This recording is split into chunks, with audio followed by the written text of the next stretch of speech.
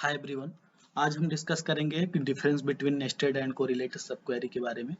Because of most of the interview में जब भी सब क्वेरी के बारे में पूछा जाता है तो वो लोग ये पूछते हैं कि नेस्टेड सब क्वेरी एंड कोरिलेटेड सब क्वेरी में क्या डिफरेंस होता है। तो हम देखते हैं कि kind of their dependency, execution and performance के बारे में पहले। यहाँ से हम देखते हैं कि dependency on the outer query. तो क्या होता है कि जब भी नेस्टेड सब क्वेरी होते हैं कि यानी कि वो नॉन कोरिलेटेड क्वेरी होती हैं तो वो आउटर क्वेरी पे डिपेंड नहीं होती हैं। तो यानी कि इनर क्वेरी जो भी अपना होता है, inner query independent of the outer query होता है। But in case of correlated query ऐसा नहीं होता है, वो डिपेंड ऑन होते हैं आउटर क्वेरी पर भी, यहाँ पर जैसे हम देख पा रहे हैं अभी भी। एंड नेस्टेड सब क्वेरी में क्या होता है कि through out the journey inner query सिर्फ एक ही बार एग्जीक्यूट होता है, जबकि कोरिलेटेड सब क्वेरी में हमारा इनर क्वेरी हर एक रो के लिए यानी कि आउटर क्वेरी के हर एक रो के लिए एग्जीक्यूट होता रहेगा। एंड दूसरी बात, एफिशिएंसी अगर हम देखते हैं तो जब कोई भी क्वेरी अगर एक ही बार रन हो रही है तो ऑब्वियस सी बात है कि उसका लेस टाइम होगा और मोर एफिशिएंट वो लेगी, राइट। एंड अगर कोई क्वेरी मल्टीपल टाइम एग्जीक्यूट हो रहा है तो वो मोर टाइम भी लेगा और लेस एफिशिएंट भी होगा। एक यूजेज हम कहाँ करते हैं, यूज कहाँ करते हैं बेसिकली हम देखते हैं ये।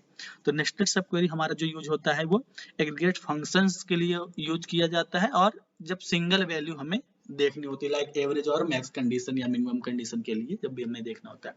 दूसरा, अगर हम कोरिलेटेड सब क्वेरी कहाँ यूज करते हैं, कोरिलेटेड सब क्वेरी हम यूज करते हैं जब कोई एक ऐसा स्पेसिफिक ग्रुप या specific kind of means specific value से हमें एवेल्युएट करनी पड़ती है, like logic needs to evaluate value specific to each row of the outer query. तो हम in that scenario correlated query use करते हैं। तो एक एग्जांपल के थ्रू हम समझते हैं। तो एग्जांपल अभी हमारे पास ये है, इसमें हम ये देखते हैं कि इसमें एक्चुअली चाहिए क्या।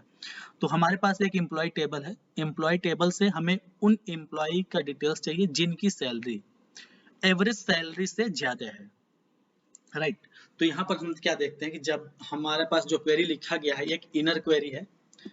इनर क्वेरी में हमारा क्या होता है कि इनर क्वेरी में सेलेक्ट एवरेज सैलरी है फ्रॉम एम्प्लॉय, तो यानी कि ये एम्प्लॉय टेबल से एक एवरेज सैलरी को ले लेगा, यानी कि एक आउटपुट आएगा और एक ही बार एग्जीक्यूट हुआ है। और जो आउटर क्वेरी वो एग्जीक्यूट अपने आप होता रहेगा, बट इनर क्वेरी सिर्फ एक बार एग्जीक्यूट होके ओवर हो गया है। वो ये चेक करता रहेगा कि जिसकी salary greater than average salary होगी वो हमारे पास आउटपुट में आ जाएंगे। ये होता है हमारा नेस्टेड क्वेरी। एंड सब क्वेरी कोरिलेटेड सब क्वेरी में हम क्या देख रहे हैं, कोरिलेटेड सब क्वेरी में लेट्स से एक एग्जांपल है जहां पर हमें एम्प्लॉय टेबल दिया गया है। एम्प्लॉय टेबल में क्या क्या है, employee ID, name, salary, employee का डिपार्टमेंट भी है उसमें साथ साथ। तो हमें बेसिकली इसमें इस टाइम ये फाइंड आउट करना है कि उन एम्प्लॉय का डिटेल्स चाहिए जिनकी सैलरी उनके डिपार्टमेंट के एवरेज सैलरी से ज्यादा है, राइट।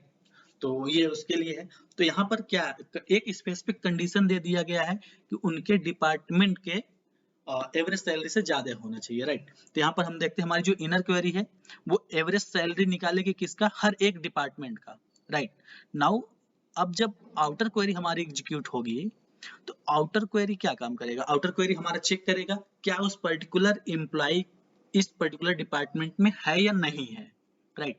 तो हर एक रो के लिए यानी कि हर एक एम्प्लॉय आईडी अगर हमारा प्राइमरी की है तो हर एक प्राइमरी की के लिए हमारा जो इधर या हर एक रो के लिए हम बोल सकते हैं कि हमारा जो इनर क्वेरी होगा वो एग्जीक्यूट होता रहेगा हर एक, बिकॉज ऑफ वहां पर हर बार उसे चेक करना पड़ेगा कि डिपार्टमेंट आईडी क्या है और वो एवरेज सैलरी से ज्यादा है या कम है। तो इस काइंड ऑफ चीजों के लिए बेसिकली हमें कोरिलेटेड सब क्वेरी यूज करते हैं और ये इनका एक एग्जांपल रहा। So that's all for the day. And ये रहा आज डिफरेंस बिटवीन नेस्टेड सब क्वेरी एंड कोरिलेटेड सब query. And that's all, thank you.